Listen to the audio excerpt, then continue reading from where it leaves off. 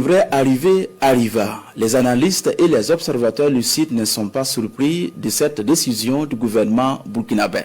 Ce 26 juin 2026 marque une rupture historique. Le Burkina Faso a décidé de mettre fin à ses relations diplomatiques avec la France. Ce geste n'est pas une réaction impulsive, mais l'aboutissement d'une analyse lucide et implacable des dérives d'une relation bilatérale devenue à la limite toxique. Les conditions minimales de respect mutuel, de confiance réciproque et de non-ingérence ne sont plus réunies. La France, restée fidèle à ses réflexes néocoloniaux, s'est malheureusement obstinée à saper la souveraineté burkinabé par des manœuvres diplomatiques et politiques incessantes.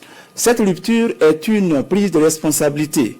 Le Burkina Faso ne se contentera plus de subir en silence l'activisme du régime français, ses tentatives de pression et ses postures arrogantes et néocoloniales.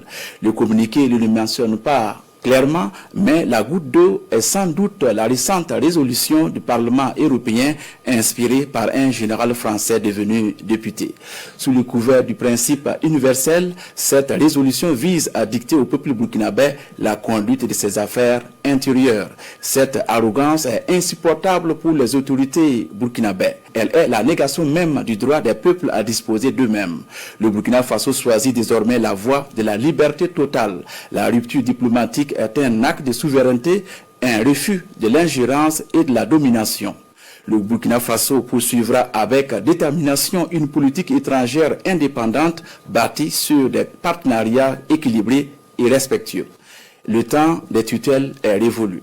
Cependant, cette décision, aussi radicale soit-elle, ne vise pas les peuples. Les Burkinabés savent reconnaître les liens historiques, humains, culturels et sociaux qui les unissent aux Français.